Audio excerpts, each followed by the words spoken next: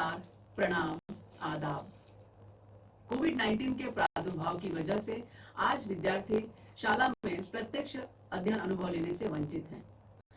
बृहन मुंबई महानगर पालिका शिक्षण विभाग ने एक सराहनीय कदम उठाया, जिससे हमारा कोई भी विद्यार्थी शिक्षा से वंचित न रहे। और इस श्रृंखला के अंतर्गत हम अपने विषय के रोचक घटक लेकर, रोचक वीडियोस लेकर आपके सामने उपस्थित रहेंगे। और इसी के अंतर्गत मैं श्रीमती पूर्णिमा पांडे आप सभी को वर्चुअल स्टूडियो क्लास में आमंत्रित करती हूँ अपने एक नए विषय के साथ, नए घटक के साथ। तो चलें अपने विषय के संग। कक्षा छठी भूगोल पाठ 6 महासागरों का महत्व। आपने इसे पहचान लिया। यह है हमारी पृथ्वी अंतरिक्ष में अपने अक्ष पर घूमती हुई, अपने अक्ष पर घूमने के साथ साथ सूर्य की परिक्रमा करती हुई। 3/4 पानी है धरती पर। इसे हम नील ग्रह या ब्लू प्लैनेट भी कहते हैं। क्यों ब्लू प्लैनेट कहते हैं? क्योंकि ये दिखने में हमें नीले रंग की दिखाई दे रही है। आखिर पृथ्वी का रंग हमें नीला क्यों दिखाई देता है? जैसा कि इस चित्र में हम देख रहे हैं कि यहाँ पे एक सूचना दी गई है, जानकारी दी गई है कि पृथ्वी पर जो पानी है वो 70.8% है। यानी पृथ्वी का 3/4 हिस्सा जो है वो पानी ही है। और पानी का जो रंग है वो हमें नीला, इस रंग का आभास। अब हमने देखा कि हमारी जो पृथ्वी है ये 71% पानी, 71% पानी को अपने आप में समाहित किए हुए है। और उसमें हमने देखा नदी है, सागर है और झरने हैं, जलाशय है, झील है, बहुत कुछ है। पर आपको जानकर आश्चर्य होगा कि इनमें से जितना पानी है इस सब ये उसमें 97.7 पानी जो है वो महासागरों में है। यानी नदी, प्रपात, कुआं, झरना, जलाशय, सरोवर जितने भी है उन सब जगह को मिलाकर कितना पानी है पूरी धरती पर? 2.3%। और बाकी 97.7% जो पानी है वो केवल महासागरों में है। जब इतनी बड़ी मात्रा में पानी महासागर में है तो निश्चित है इसका मनुष्य जीवन पर गहरा प्रभाव भी पड़ता होगा, क्योंकि पृथ्वी पर जो कुछ भी है वह सजीव सृष्टि में सहायक है, मानव को जीवन जीने में सहयोगी है। तो ये 97.7% पानी भी निश्चित मानव जीवन के लिए उपयोगी होगा। किस तरह से, आगे आने वाले स्लाइड्स में हम देखेंगे। मानव जीवन में महासागरों का महत्व। 3 मुद्दों द्वारा हमें इसका अध्ययन करना है। पहला मुद्दा है महासागर और जलवायु, दूसरा मुद्दा है महासागर एवं संसाधन, और तीसरा मुद्दा है महासागर की समस्याएं। पहला जो मुद्दा है महासागर और जलवायु, तो हम देखेंगे कि बहुत सारे स्थान समुद्र के पास होते हैं जिन्हें हम तटीय इलाके कहते हैं। कुछ हिस्से जो होते हैं वो समुद्र से दूर होते हैं। तो ऐसे प्रदेशों की जलवायु पर क्या असर पड़ता है? दूसरी बात है कि महासागर जो है वर्षा के उद्गम स्थान है। यदि सागर, महासागर न हो तो वर्षा, इतनी जो हमें वर्षा द्वारा जो हमें शुद्ध पानी मिलता है वह पानी कैसे मिलेगा? तो महासागर ये वर्षा के उद्गम स्थान है। तो इन सब बातों का जलवायु पर और अंततः हमारी पृथ्वी के वातावरण पर क्या प्रभाव पड़ता है, इसके बारे में हम अध्ययन करेंगे। दूसरा जो मुद्दा है महासागर एवं संसाधन। महासागरों से हमें अनेक प्रकार के खनिज मिलते हैं। खनिज तेल मिलता है, प्राकृतिक गैस मिलती है और बहुत सारे अन्य संसाधन सामग्री हमें मिलती है। इन सब का मानव जीवन में क्या महत्व है, इसके बारे में विस्तृत विचार करेंगे। और अंतिम मुद्दा है महासागर की समस्याएं। बहुत सारी समस्याएं हैं महासागर की आज, क्योंकि सबसे बड़ी समस्या तो प्रदूषण की है। जिस तरह का प्रदूषण हम धरती पर झेल रहे हैं, वायु प्रदूषण है, ध्वनि प्रदूषण है, उसी तरह से जल प्रदूषण, और यह जल प्रदूषण स्थानीय होते होते होते पूरे विश्व में वैश्विक हो गया है, महासागरों तक इसका प्रसार हो गया है। इसके अतिरिक्त परिवहन के लिए भी महासागर का उपयोग होता है। समुद्री मार्ग से, जल मार्ग से यात्रा करने के लिए बड़े बड़े जहाज समुद्र में चलते हैं। कई बार इन जहाज के द्वारा तेल का रिसाव होता है। जहाजों द्वारा फेंकी जाने वाली सामग्री, इसके अतिरिक्त शहरों में जो कचरा उत्पन्न होता है वो कचरा सीधे सीधे कहाँ फेंका जाता है, तो सागरों में फेंका जाता है। इन सब चीजों के कारण महासागर प्रदूषित हो रहे हैं और यह प्रदूषण महासागर की सबसे बड़ी समस्या है और अंततः यह समस्त सजीव सृष्टि के लिए एक खतरे का बिगुल बजा रहा है। तो यह सारी जो बातें हैं इनका हम विस्तार से अध्ययन करेंगे अपने आने वाले स्लाइड्स पर, उपयोगी हैं। अब हम इसके बाद देखते हैं महासागर और जलवायु। आगे एक मानचित्रावली दी गई है, उसे देखकर हमें बताना है कि कौन से स्थान महासागरों के समीप हैं। उसके साथ साथ यह भी देखना है कि उस स्थान के तापमान की श्रेणी कम है अथवा अधिक। तापमान श्रेणी में अंतर उत्पन्न होने के बहुत सारे कारण हैं, तो उसके प्रमुख कारण क्या हो सकते हैं? बहुत सारे प्रश्न हैं विचार करने के लिए। और एक प्रश्न है, ये सभी स्थान किस कटिबंध में आते हैं और इन स्थानों के तापमानों में कितना अंतर है? कौन से स्थान महासागरों से दूर हैं? उनके लिए हमें बताना है कि उस स्थान की तापमान श्रेणी कम है अथवा अधिक। न्यूनतम और अधिकतम तापमान श्रेणी वाले स्थान कौन से हैं? बहुत सारे प्रश्न ये आपकी पाठ्यपुस्तक में दिए हैं। ये एक्चुअली दिखने में लग रहा है कि बहुत सारे हैं, लेकिन जब हम उत्तर देंगे तो बहुत जल्दी इसके उत्तर हमें मिल जाते हैं। कौन से स्थान महासागरों के समीप हैं? पहले इस पर हम गौर फरमाते हैं। ये पहला जो मानचित्र हमें दिखाई दे रहा है, ये चीन देश का मानचित्र है और इसमें हमें देखना है कि बीजिंग कहाँ पर है। तो ये है हमारा बीजिंग, ये शहर है। अब ये चारों ओर से हम देख रहे हैं, इसमें ये हमारा जो चीन देश है, ये चारों तरफ से जमीन से घिरा हुआ देश है। सिर्फ यदि हम इसको इस तरफ देखें तो थोड़ा सा इस तरफ का जो इलाका है, यानी जो पूर्वी तट है, यहीं पर हमें समुद्री किनारा दिखाई देता है। अदरवाइज इस तरफ देखें पश्चिम में या इसके दक्षिण में, तो यहाँ पर भूभाग आते हैं। केवल इसके पूर्वी किनारे पर, पूर्वी तट पर जो है समुद्री किनारा दिखाई देता है। और ये जो बीजिंग शहर है, ये समुद्र या महासागर के समीप नहीं है। इसके बाद हम दूसरा देश देख रहे हैं, टर्की। ये टर्की देश है और टर्की में एक स्थान है इस्तांबुल। यहाँ हम देख रहे हैं इस्तांबुल। अब आप देख रहे होंगे ध्यान से, तो इस्तांबुल जो है एकदम समुद्र के बीचों बीच है, समुद्र किनारा एकदम इसके पास है। अब देखते हैं इस मानचित्र में कौन सा देश है और यह स्थान महासागर के समीप है अथवा नहीं। यह है हमारा अफगानिस्तान देश और अफगानिस्तान देश का काबुल शहर। जैसा कि हम इस मानचित्र में देख रहे हैं, अफगानिस्तान के पूर्व में यहाँ ये पाकिस्तान है और इसके यदि पूर्व यहाँ पूर्वोत्तर देखें तो ये भारत देश है हमारा ये, और ये भारत की सीमा यहाँ पर अफगानिस्तान से मिलती है। इस नाते यह हमारे पड़ोसी देश है। और इसके यदि पश्चिमोत्तर देखें अफगानिस्तान के, तो यहाँ पर हमें अब अलग अलग बहुत सारे देश हैं। यहाँ ईरान है,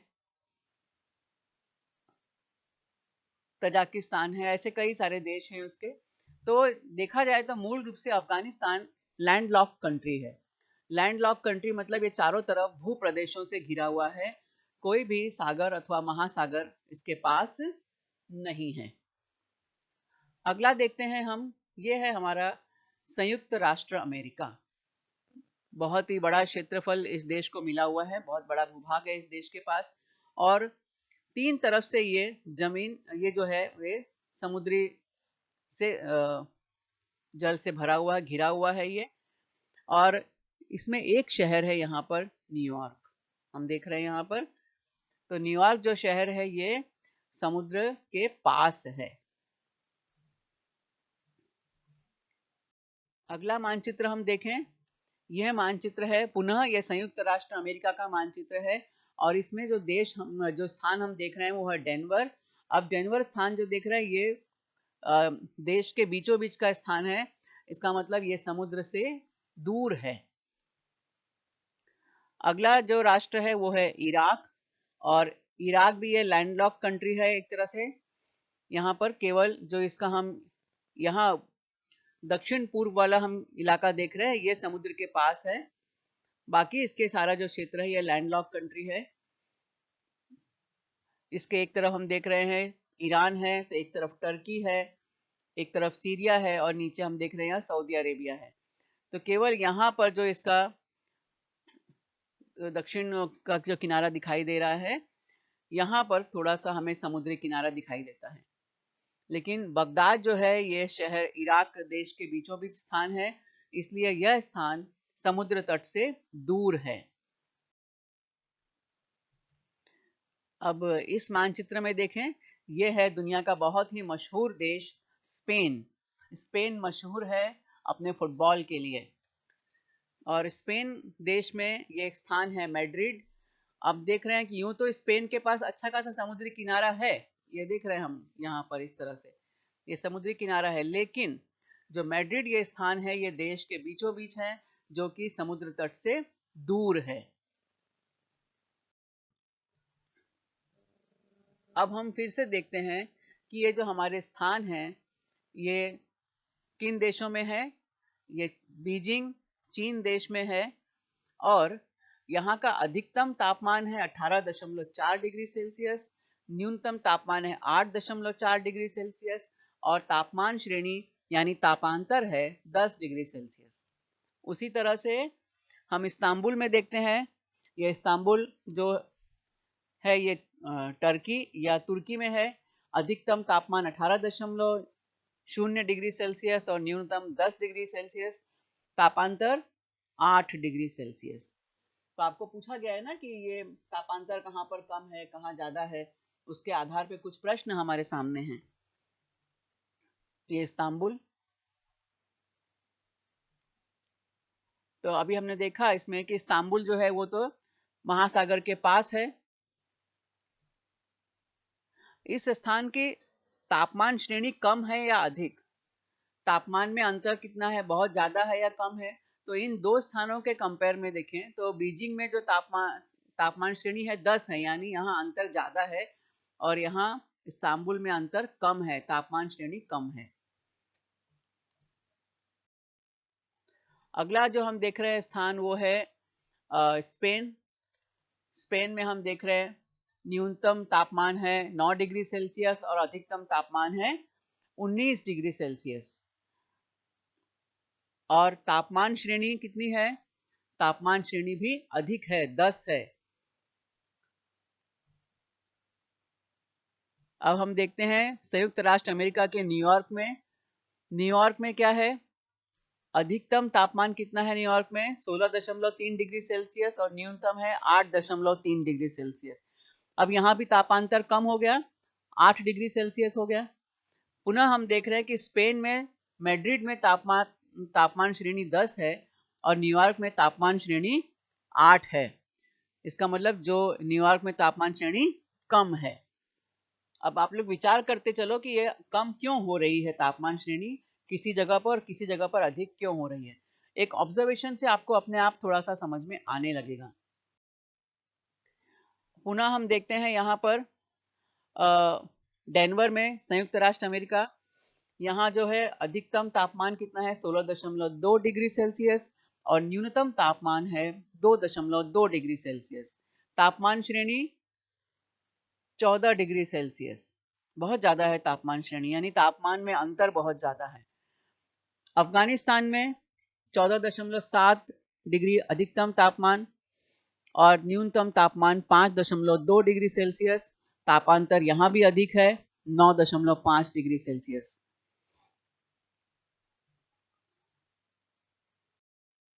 अब हम देखते हैं इराक के बगदाद शहर में क्या स्थिति है। तो इराक का जो बगदाद शहर है यहाँ पर अधिकतम तापमान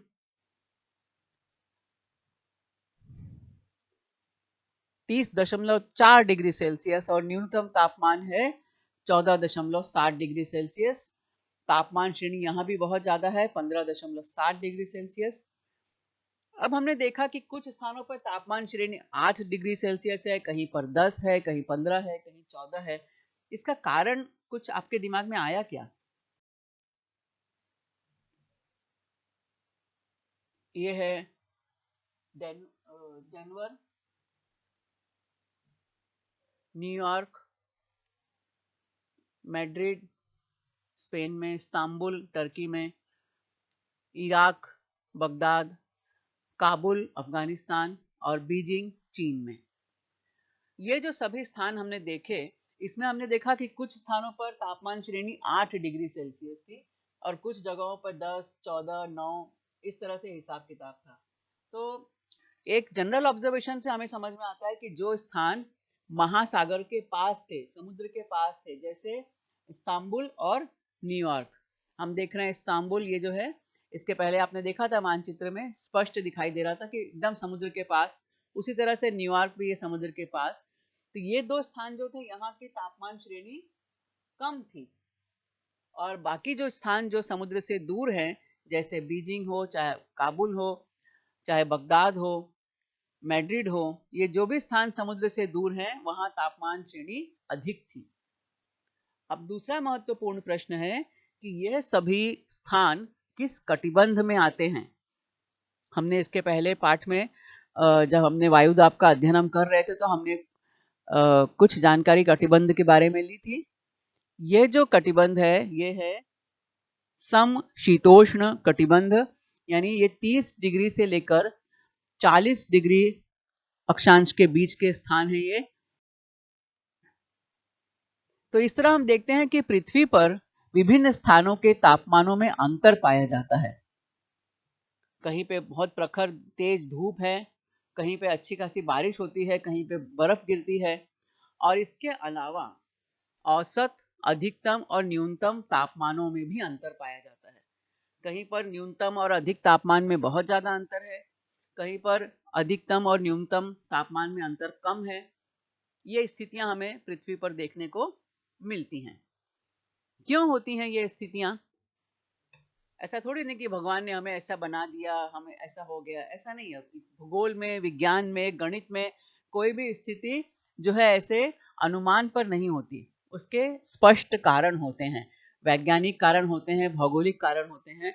तो ये पृथ्वी पर भी अलग अलग स्थितियां पाई जाती हैं, तो क्यों पाई जाती हैं इस पे भी हम विचार करें। और आप जब विचार करोगे तो आपको बहुत आसानी से समझ में आएगा। महासागर, बड़े जलाशय, बड़ा जलाशय मतलब, और समुद्र। तो हम देखते हैं कि महासागर, समुद्र और बड़े जलाशयों के समीपवर्ती प्रदेशों में दिन भर के तापमान में बहुत अधिक अंतर नहीं पाया जाता है। अभी हमने जितने भी स्थान देखे जो समुद्र के किनारे स्थान थे, वहां दिन और अधिकतम तापमान में और न्यूनतम तापमान में ज्यादा अंतर नहीं था। इसके विपरीत जो स्थान इन जगहों से दूर थे वहां पर तापांतर अधिक था। इसका प्रमुख कारण क्या है? इसका प्रमुख कारण है इन जलाशयों के वाष्पीभवन द्वारा हवा में घुलने वाला वाष्प। यानी ये जो जलाशय हैं इनके पानी का वाष्पीकरण होते रहता है और हवा में नमी घुल जाती है, हवा में वाष्प रहती है। इस वजह से इन जलाशयों के आसपास जो वातावरण रहता है, जो तापमान रहता है, उसमें ज्यादा अंतर नहीं आता। हम यहाँ पर इस चित्र में और भी स्पष्ट रूप से देखते हैं कि महासागर, समुद्र और बड़े जलाशयों के समीपवर्ती प्रदेशों में वाष्प की मात्रा अधिक होती है, क्योंकि यहाँ पे पानी का जो वाष्पीभवन होता है और पानी में जो वाष्प जो पानी की बनती है वो वहाँ के हवा में घुली हुई रहती है।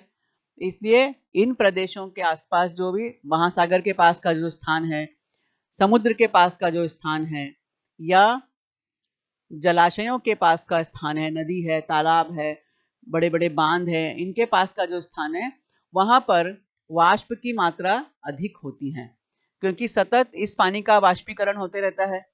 सूर्य की किरणें सीधे पड़ती हैं पानी पर और इसका वाष्पीकरण होते रहता है।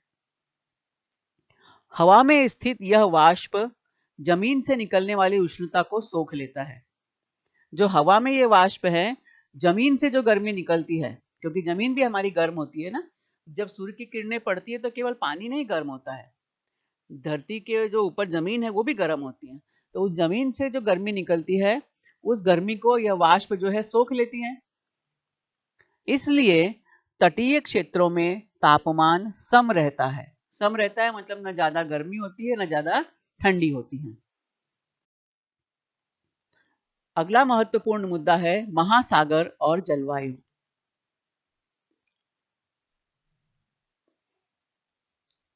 हम इसी मुद्दे पर बात कर रहे हैं। अब इस चित्र में हम देखते हैं कि जो स्थान महासागरों से, समुद्रों से दूर हैं, जलाशयों से दूर हैं, वहां पर क्या होता है, वहां पर वाष्प की मात्रा बहुत कम होती है। इसलिए तटीय क्षेत्रों में तापमान विषम रहता है, क्योंकि समुद्र वाला जल वाला स्थान जो है वो जमीन से दूर है, तो वहां पर जो जमीन से निकलने वाली जो गर्मी है वो वहां रहती है और वाष्प जो है वहां कम होती है। इसलिए इन क्षेत्रों में तापमान विषम रहता है।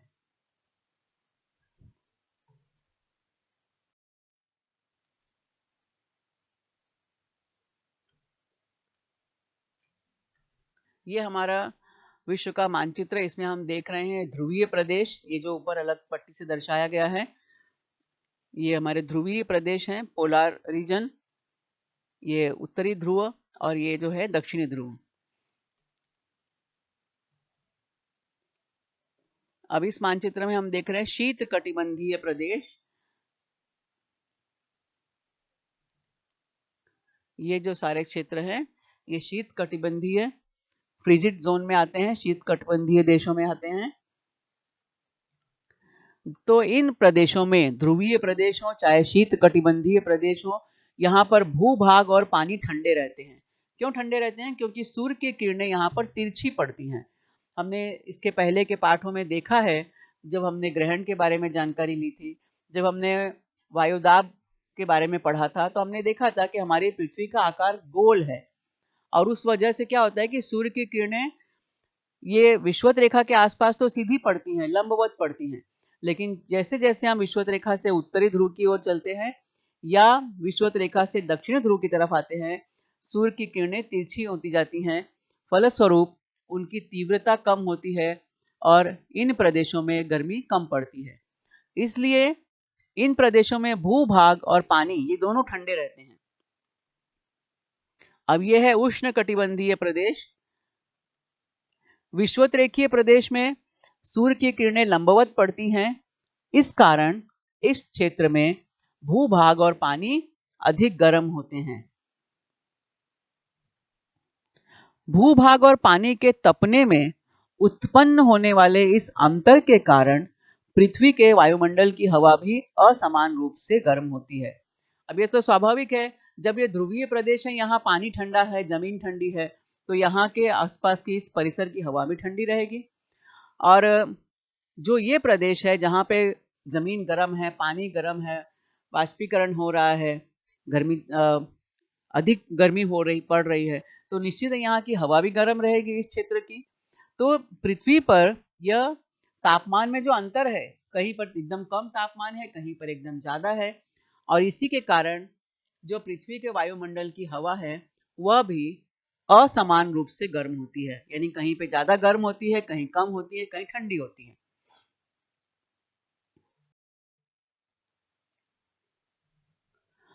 अब इस चित्र में यदि हम देखें तो एक तरफ हमें समुद्री किनारा दिखाई दे रहा है और एक तरफ यह समुद्र से दूर का इलाका है। तो यह अंतर हमें तटीय क्षेत्र में यानी सागर के समीप वाले क्षेत्रों में कम दिखाई देता है। वहां की हवा जो है वो ज्यादा बहुत गर्म नहीं होती, बहुत ज्यादा ठंडी नहीं होती है, और समुद्री तट से जो दूर क्षेत्र है, महाद्वीप के अंतर्गत जो क्षेत्र है, वहां पर यह अंतर बहुत अधिक होता है। कौन सा अंतर? तापांतर। न्यूनतम तापमान और अधिकतम तापमान के बीच जो अंतर है वो तटीय क्षेत्रों में कम है और समुद्री तट से दूर क्षेत्रों में अधिक मिलता है।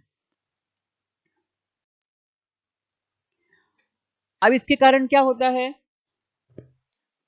कहीं पर हवा ज्यादा गर्म है, कहीं पर हवा ठंडी है, तो जो हवा गर्म होती है वो हल्की होकर ऊपर उठ जाती है आसमान की तरफ, आकाश में, और जो हवा ठंडी होती है वो भारी होती है। तो इससे क्या होता है? कहीं पर हवा का दबाव ज्यादा होता है, कहीं पर हवा का दबाव कम होता है। जहां से हवा ऊपर उठ के निकल गई तो वहां क्या हुआ? वहां हवा का दबाव कम हो गया, क्योंकि हवा चली गई वहां से। जब वहां पे हवा का दबाव कम हुआ तो भारी जो हवा है वो खिंच जाती है कम दबाव वाले क्षेत्रों की तरफ। तो इसके कारण क्या होता है? पृथ्वी पर वायु दाब की पेटियां बनती हैं, क्योंकि जो स्थान खाली हो गया, जहां से हवा हल्की होकर ऊपर चली गई, वो स्थान खाली हो गया, थोड़ा सा वहां पे हवा का दबाव कम हुआ। तो जो जहां पे क्षेत्रों में हवा का दबाव अधिक है, वहां से हवाएं तुरंत बहना शुरू हो जाती हैं उस क्षेत्र की तरफ जहां हवा का दबाव कम हुआ है। इसके कारण क्या होता है कि पृथ्वी पर वायु दाब की पेटियां बनती हैं।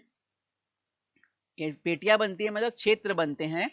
इस वायु दाब के अंतर के फलस्वरूप हवाएं बहती हैं, जिन्हें हम पवन कहते हैं। हवा जब बहती है तो उसे पवन कहा जाता है, क्योंकि हवा तो चारों तरफ है हमारे। लेकिन जब हवा हमें कभी कभी हम बोलते हैं ना यार कितनी हवा अच्छी बह रही है, कितनी तेज हवा बह रही है, तो जब हवा बहती है तो उस बहती हवा को पवन कहा जाता है। तो ये जब वायु दाब में जो अंतर आता है उसके फलस्वरूप हवाएं बहती हैं। इन्हें ग्रहीय हवाएं या प्लैनेटरी विंड कहा जाता है। एक्चुअली ये इन्हें ग्रही पवन कहा जाता है, हवाएं नहीं, क्योंकि हवा जब भी बहती है तो उसे हम पवन कहते हैं।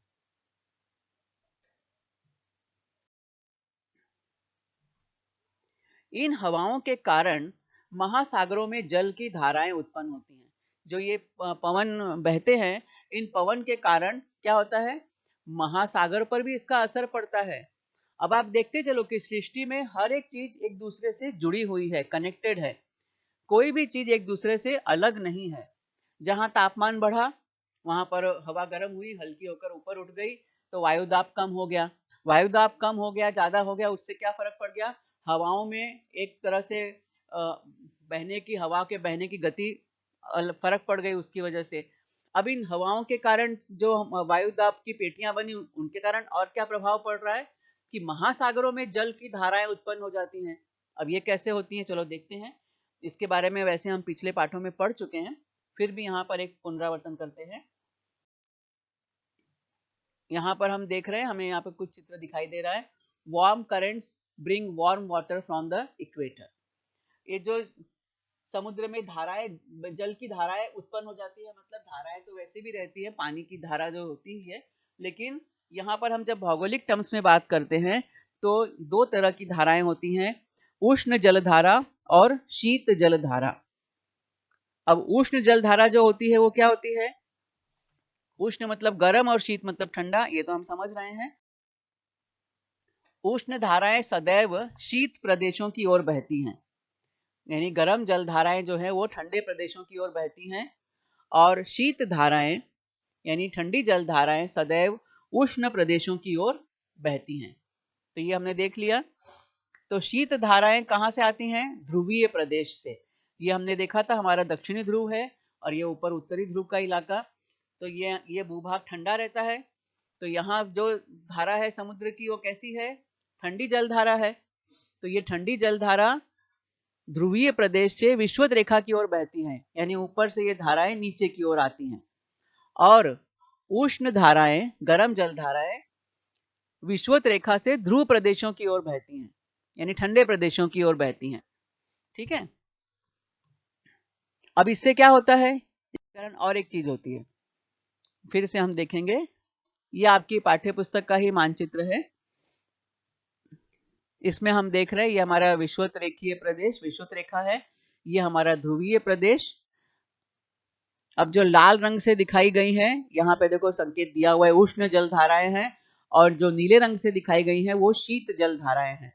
अब विषुवत रेखा के आसपास का जो प्रदेश है उष्ण कटिबंधीय प्रदेश, यहाँ का भूभाग अधिक गर्म होता है, और ये जो शीत कटिबंधीय प्रदेश है ऊपर का, और इसी तरह से यह नीचे के दक्षिण ध्रुव में, तो यहाँ का भूभाग कम गर्म होता है, ठंडा रहता है, तो यहाँ की हवा ठंडी रहती है, यहाँ का जो सागर है उसका पानी ठंडा रहता है, तो यहाँ शीत जल धारा होती है, और ये उष्ण कटिबंधीय प्रदेशों में गर्म जल धारा होती है। तो इसका नियम क्या है कि गर्म जल धारा जो है वो ठंडे प्रदेशों की ओर बहती है, और ठंडी जल धारा जो है वो नीचे से यहाँ आ जाती है गर्म प्रदेशों की ओर। अब ये अलग अलग क्षेत्रों से आती है, यहाँ अलग अलग इनके नाम दिए हुए हैं, फॉकलैंड धारा, वेंगुला धारा, एम्यूलास धारा, है ना। तो क्योंकि ये जिन क्षेत्रों से आ रही है उन क्षेत्रों के नाम आधार पे इनके नाम रखे गए हैं। तो वैसे ही यहाँ पे शीत प्रदेशों से यानी ध्रुवीय प्रदेशों से हम देख रहे हैं जल धारा नीचे आ रही है।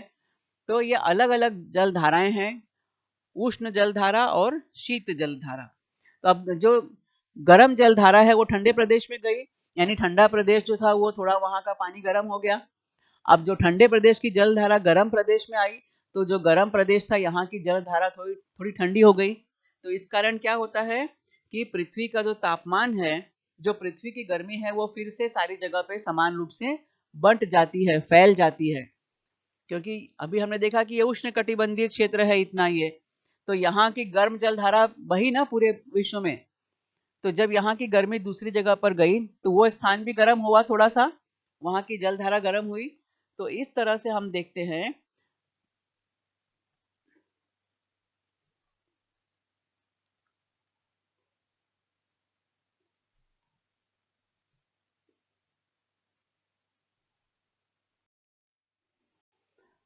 पृथ्वी की उष्णता का पुनः वितरण होता है, यानी जो पृथ्वी पर जो गर्मी है, उष्णता है, उसका वितरण फिर से हो जाता है। और इसमें महासागरों की बहुत बड़ी भूमिका है। महासागरों के कारण तापमान का नियंत्रण होता है, वैश्विक तापमान के नियंत्रक के रूप में काम करते हैं हमारे महासागर। एक प्रतीकात्मक चित्र, हमारी पृथ्वी, ये तापमापी, तापमान बहुत गर्म और बहुत ठंडा नहीं होने पाता, ये महासागर जो है इन तापमानों को नियंत्रित करते हैं, और हम कह सकते हैं कि महासागर वैश्विक तापमान के नियंत्रक के रूप में कार्य करते हैं। उष्ण प्रदेशों की ओर आई हुई शीत धाराएं वहां के तटीय क्षेत्र के तापमान को सौम्य बनाती हैं, तो शीत प्रदेशों की ओर आई हुई उष्ण धाराएं वहां के तटीय क्षेत्र के तापमान को उष्ण बनाती हैं। इन गर्म जल धारा जब ठंडे प्रदेश में गई तो वहां के तट को उन्होंने थोड़ा सा गर्म किया। गर्म किया मतलब वो जो बहुत ठंडा था वो थोड़ा सा नॉर्मल हुआ, और जब ठंडी जलधारा गर्म प्रदेश में आई तो यहाँ की जलधारा जो बहुत गर्म थी उसको उन्होंने थोड़ा सा सॉफ्ट कर दिया, सौम्य कर दिया। तो इस तरह से वैश्विक तापमान जो है वो नियंत्रित रहता है। यह वीडियो देखा, सुना और समझा। मुझे पूरा विश्वास है कि यह वीडियो आपको पसंद आया है। इसे अधिकाधिक देखें, लाइक करें, सब्सक्राइब करें, अपने साथियों के साथ शेयर भी करें। आपके सुझाव और आपके कमेंट्स नीचे कमेंट्स बॉक्स में अपेक्षित हैं। कृपया हमें इनसे जरूर अवगत कराएं। तो मिलते हैं अगले वीडियो में किसी नए विषय के साथ, किसी नए घटक के साथ। तब तक धन्यवाद।